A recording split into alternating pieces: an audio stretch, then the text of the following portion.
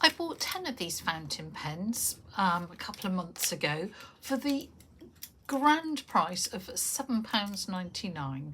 So 80p a pen. They're from $717, I believe, is the technical thing. And the reason I bought them, not just because of the price, is that I wanted to try a piston fountain pen. So most fountain pens have cartridges or a little refillable converter in there, but with these piston type pens, the whole of that bit can be filled with ink, so you can get a lot of ink in there, and that's brilliant if you're outside sketching. It should really last. So I've just got some ordinary Quink fountain pen ink. What you do is take that off the end, because that just protects you, dip it in your ink, and then twiddle the whole thing to fill it up. I've hardly got any ink left in this bottle, so I'm struggling. Now, I hope you can see that's about half full. So I guess if I was going out sketching, I would probably, I wonder if I'm going to get really messy here, get some of that air out, dip it back in again, and see if I can pretty much fill. Yeah, look, I've filled loads more in there. So it needs a sort of double fill. Then I'm going to put that back on the end, because then I cannot by mistake twiddle that end and squirt loads of ink everywhere, because I can tell you I'm the sort of person that would do that. I'm just going to wipe it off so that doesn't go everywhere as well. And I have not used these since buying them, which is a bit silly. And I thought, oh, I know what, I will do a timed sketch with a fountain pen to see what it's like to draw with. This is the scene I've chosen. I'm not honestly sure where it is. I just got the picture of Pixabay. I'll put a link to it in the description. But I chose it because it's got lovely perspective. It's a really typical English town. It's got a lovely church in the distance. There's a lot of complexity. Love all these signs. And it's got a few people in. What's not to like? So I wondered what I can do in 10, 15 or 20 minutes. I'm going to use my little trusty moleskin sketchbook, which I use when I'm out and about. Just use whatever you've got. This is an A5 sketchbook, and I tend to work, as you can see, let me just show you a few pages. I wasn't actually in Sydney, sadly. Across the fold, so that you can turn it into a rectangle. I just quite like that when I'm out sketching. Moleskins can be quite expensive, so use what you've got. But what you need to check is that if you plan to put any watercolour on, that the paper will not fall to pieces. It won't cockle badly, it won't become transparent, it won't pill up. Now, looking at my picture, that is relatively central, and I want to make sure that the church tower doesn't go onto the fold, because I think that would be a shame. So when I start sketching, I look for big shapes, and when I'm doing a speed sketch like this, I think a continuous line is a pretty good way to go. So I'm going to make sure I get that in the right place, that church. So I think I'll start there and then work out from there, and then I really will get that feeling of the high street going in. So I'm going to start with that church tower, and as I say, I'm going to try as much as possible to do a continuous line. Now, if you don't like continuous line, obviously just take your pen off the paper and that's fine. But the joy of continuous line is that it does give a very flowing mark, and it also does give the feeling of detail and complexity going on. Or I read some of those joining lines as actually more going on than we've drawn. So it's a way, in a very limited time frame, of being able to create the impression of complexity without necessarily having to do every detail. So I'm working my way down the tower. Because I'm on a limited time scale and I am doing this continuous line, I'm probably putting a few more details in at the moment than I would otherwise. So I'm just coming down to the chimney and going to put in the first of the roofs. Then I'm really keen to get that perspective. I mean, I'm not going to get it spot on because I haven't got time to stop and measure, but I'm looking at where things come to and overlap. So this is the house that's coming in front of us, and I'm going to get some windows in there. There's all sorts of features that come down, and I think I've missed out a building. Oh well. Actually, does it matter if you miss out a building? Probably not, on the grounds that actually we're trying to get the impression of the scene, and the impression of the scene is lots of buildings, lots of doors, lots of windows, and some beautiful architecture. So actually, if one building happens to have become somewhat missed in the process, it's not really an issue. Let's put that little blackboard in there, and then we can come into the shop front here, and let's come up here. There's a lovely sign hanging out with a great bit of wrought iron work, which I rather like. We've got some more houses, buildings, shops. So far my 80p pen is rather fun. So I've only put Quink ink in it, which is just a normal writing ink, and it's not waterproof. So I've done something utterly wrong there. What have I done? Oh, goodness knows. Okay. Oh, I see what I've done. I got that roof way too low. Oh, that's okay. So I'm going straight in with pen, and that can be really scary. You can think, oh, if I get that wrong, I won't be able to put it right. But I've done something dreadfully wrong on this. And I reckon in the final piece,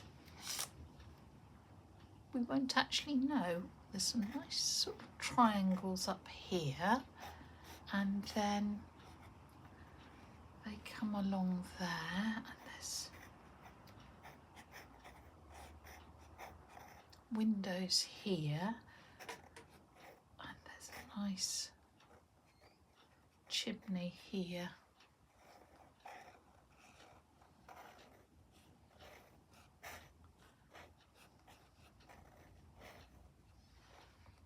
There's more triangles there,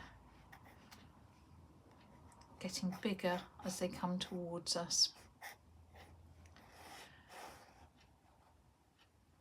And then there's a bit of roof action going on here, and then we start to do that. Need to be careful with a fountain pen, just be aware of how wet it is writing or drawing, because the danger is that you will smudge it with your hand.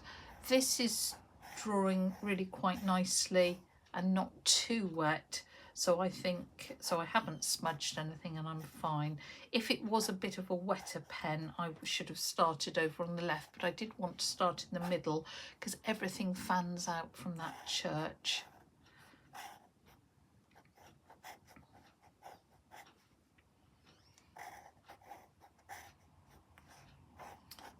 some perspective on these. Oh, there's another nice sign here. Which, what does that say? Oh, Stag Gallery.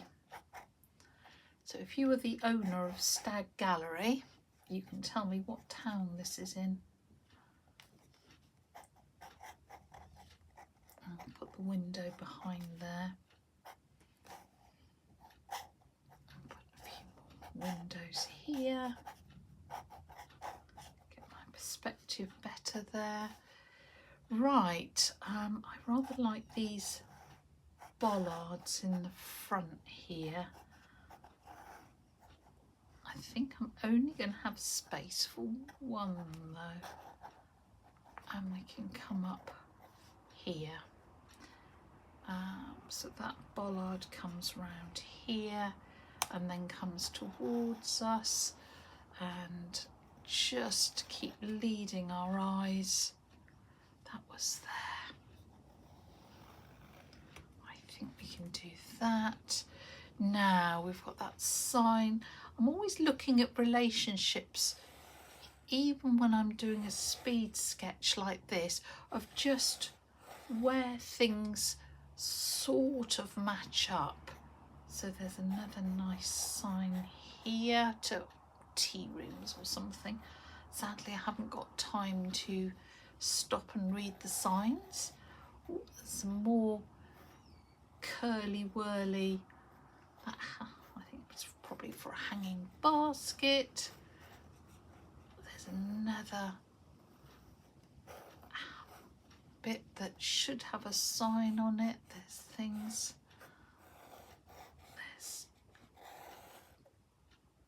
oh, didn't get the perspective on that. Let's come down here at this big shop front window. That can go. Ooh, this is getting even looser and wobblier than normal. But I'm liking the pen. It certainly feels smooth to work with. It's not splodging, and I think that's quite fun. So how are we doing? I think that must be coming up to about 10 minutes. I always forget to time properly. Let's just come back to here and put in some more of these lovely shop signs. And in fact, the more I look, the more shop signs I can see hanging, which I really like. Let's come up here and get some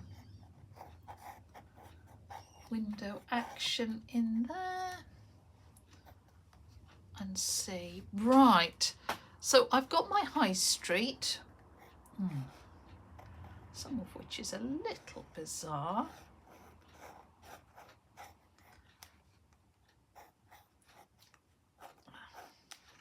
Let's get those little roofs, but that's okay. We've got a couple of nice bits of chimney action going on there. So something went very strange down here.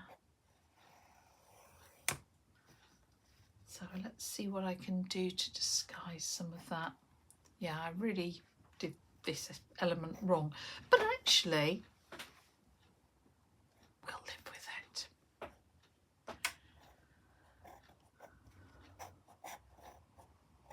Let's just get some more windows in.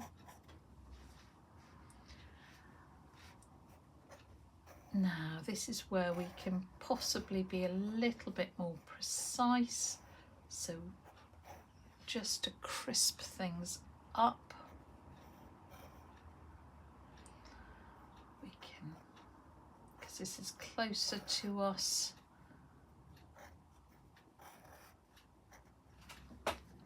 get a bit more detail in there. We've got casements along here.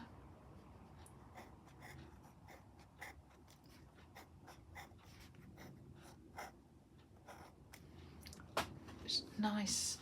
Let's put some chimney pots on there. So we've got our signs. Oh, look, there's another little sign there. Right, So, and then we've got some pots with little trees, and I like this. I mean, there are pots with trees all along. So, question, are we going to put people in? Well, why not? And you can just put people on top of your scene. And they don't have to be probably any more than that. This woman walking with her daughter, I think they might. It's just nice. Put that in the wrong place, haven't I? That should really be further forward. So just a few people are nice to populate a scene. It's a shame someone hasn't got a dog or a Labrador. What's quite interesting is on the whole you will notice that heads will be at head height, and it's the fact that feet are higher up that makes them feel further or closer towards you.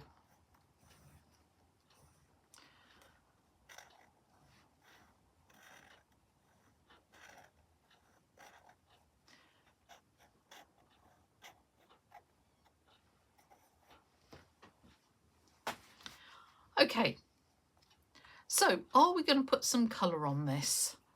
Will this be the moment of truth when I find out whether this is waterproof ink or not? And I don't think it is.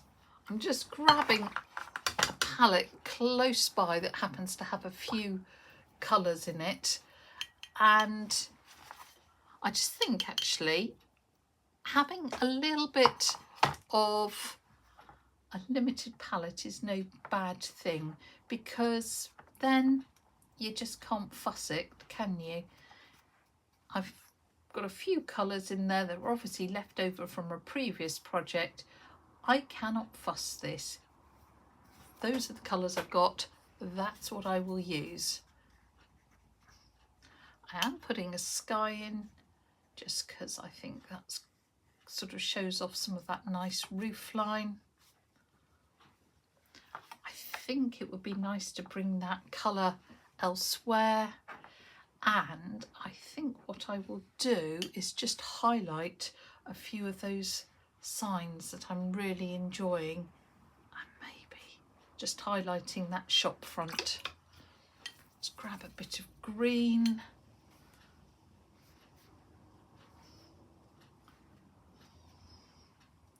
Where else could I put a little bit of colour in there? Oh, I know. This little signage here. So far, the ink isn't running, which I'm really surprised about. The reason I'm trying to, I thought I'd just do a little spot colour. I thought that, let's put another signage in here just for balance, and we'll do that. Yeah, I thought that it would run, and therefore if I just put a few little spot colours in, it wouldn't actually matter if it ran, whereas if I tried to do the whole thing and paint it in, it would really matter if it ran. But I think we're okay. Just grabbing a bit of dirty colour, and we'll just put a bit like that. Should we give them some red trousers?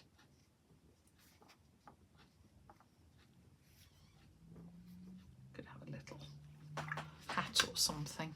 Okay, I need to let that dry.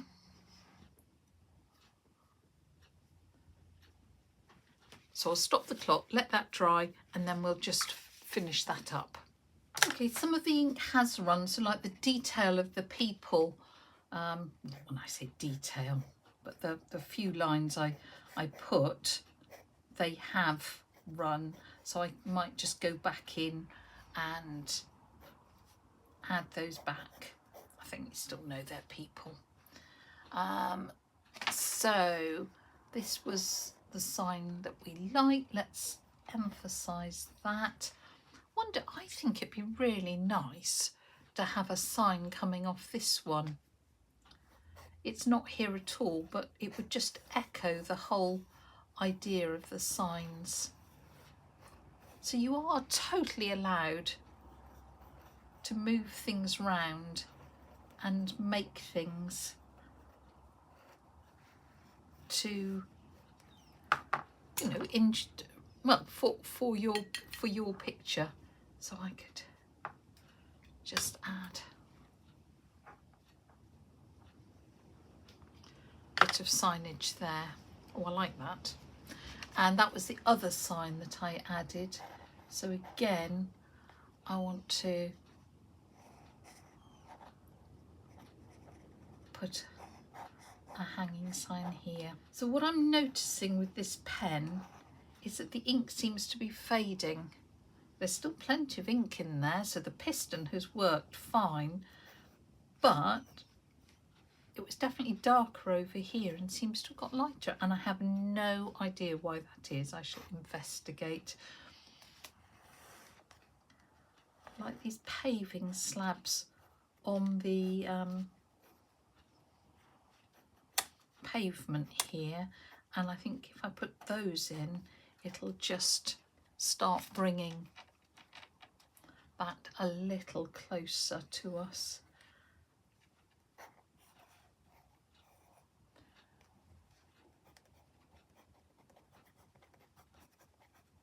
Put some writing. It doesn't actually have to say anything, but it just needs to look like it could say something. So that's nice.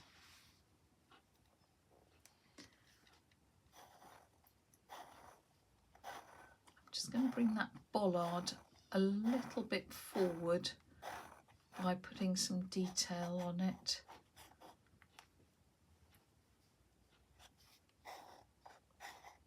It's not flowing quite as well. I was really excited when I started over here and we were having all that nice flow, but it seems to be running out. I might try this with a different ink, something like carbon black ink, which I think might have a bit more oomph to it. This just doesn't quite got the darkness that I would want for this sort of sketch.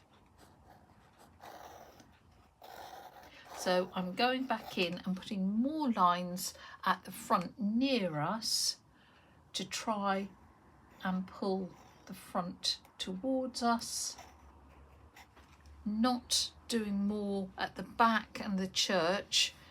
I might cheat and go to like one of my rollerball pen, because it's got a thicker, blacker line, and I think that will help bring the foreground forward and just differentiate it, because say that pen seemed to be fading.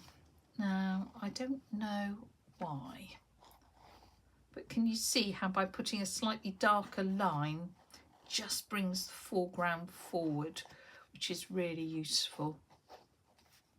So if I do some of these windows over here, maybe that curly whirly hanging basket thing that we noticed, and put a bit of detail on there like that. It's starting to bring the foreground forward and giving a little bit more depth to this. I mean, there's not a lot of depth, but it just does a bit. Just strengthen those.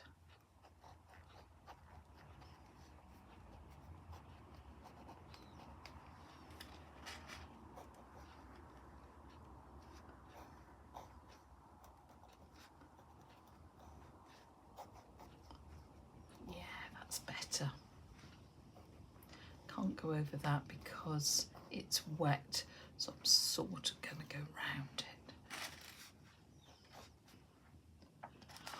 well, I don't think there's much point doing more to that because we've caught our busy high street scene. We've got all those lovely signage that I really liked, less detail in the background, a little bit more coming forward, just to bring that forward. Might have to see if I can get some writing on there. It's wet, but yeah, just to bring that forward. And there you go. So there's our, what, 10, 15, 20 minute sketch. We can actually check the time when we stop. We've used fountain pen, and though we did have a problem with the ink seeming to get lighter, which I really don't understand and I will investigate, therefore I grabbed another pen just to bring the foreground details forward to give a slight sense of depth.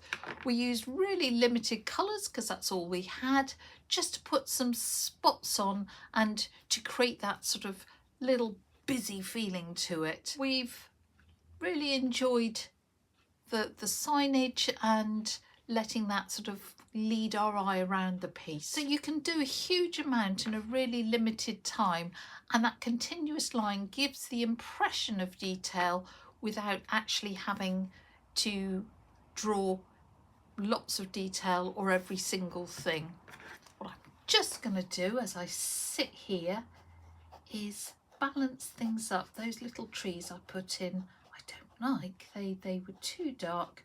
So if I slightly strengthen that line, it'll just balance up things, and maybe put a little bit more over here.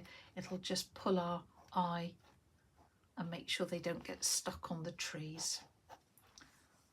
It's always easy to do more and to end up fiddling, so we don't want to lose the freshness, and actually knowing when to stop is always a key skill.